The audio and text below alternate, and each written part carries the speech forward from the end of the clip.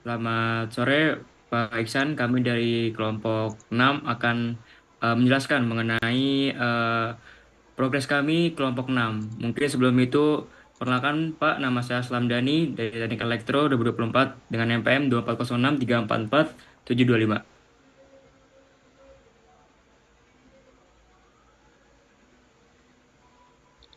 Perkenalkan Pak, saya Muhammad Hidayatullah, Teknik Elektro 2004 dengan NPM 2406360754.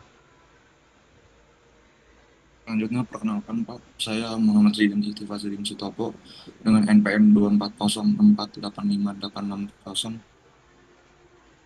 Baik, selanjutnya saya akan menjelaskan mengenai yang akan kita lakukan selama seminggu ini. Yang pertama itu ada berusaha buat memahami lagi apa yang disuruh oleh case study-nya. Terus yang kedua itu kami berusaha untuk membuat GitHub seperti yang telah apa, dijelaskan oleh Pak dosen. Namun kita masih belum bisa membuat GitHub seperti yang disuruh.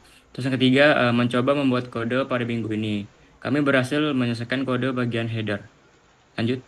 Nah, ini merupakan kode header yang telah kami buat, bisa dilihat.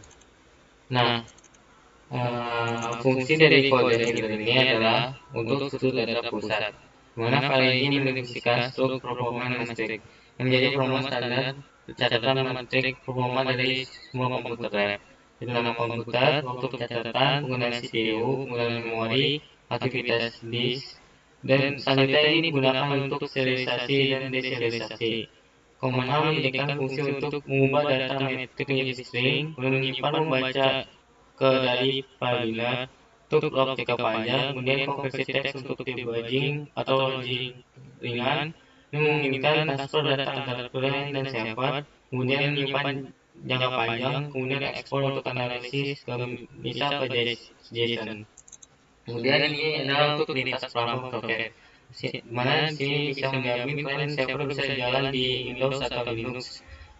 Juga berfungsi untuk identitas format waktu, sehingga tampilan waktu yang bisa dibaca manusia. Kemudian untuk komparator fleksibel, di mana fitur pencarian atau satu log performa. Kemudian di sini untuk SR demo, yaitu stack dan list, di mana fungsinya untuk edukasi dan eksplorasi struktur data yang bisa digunakan untuk log buffer.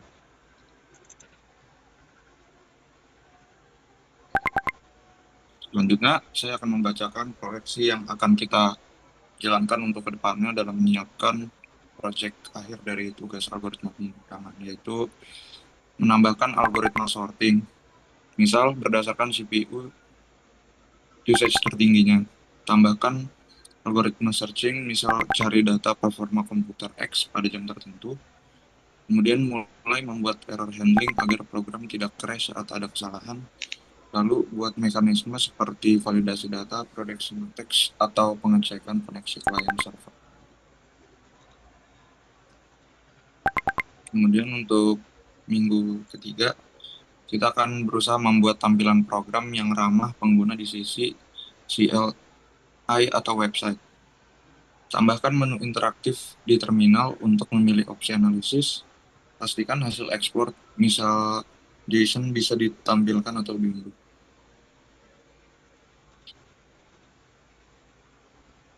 Lalu pada minggu keempat, rencana kita akan melakukan finishing akhir dan juga pemeriksaan dari detail-detail setiap permasalahannya. Di antaranya, cek seluruh fitur agar berjalan dengan lancar, merapikan struktur file dan melakukan dokumentasi, kemudian menguji performa dengan banyak klien, lalu menambahkan fitur opsional seperti deteksi anomali maupun performa otomatis. Oke, mungkin eh, segitu aja Pak penjelasan dari kelompok 6. Mungkin buat kendala yang kami hadapi itu adalah mungkin kurangnya kami memahami case study yang diberikan. Jadi mungkin bisa diperjelas lagi Pak gimana maksud case study-nya. Mungkin dari Jida nama Haji ada tambahan mungkin. Mungkin buat GitHub kita belum bisa bikin, Pak. Mungkin ada penjelasan untuk GitHub lagi. Ya, Oke, mungkin untuk Jidan. dari yang sendiri, kita kan sudah melakukan itu repository-nya itu. Namun masih ada kendala terkait penggunaan untuk menghubungkan satu sama lain sih Pak.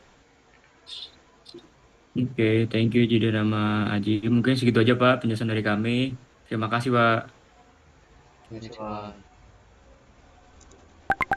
Oke, udah.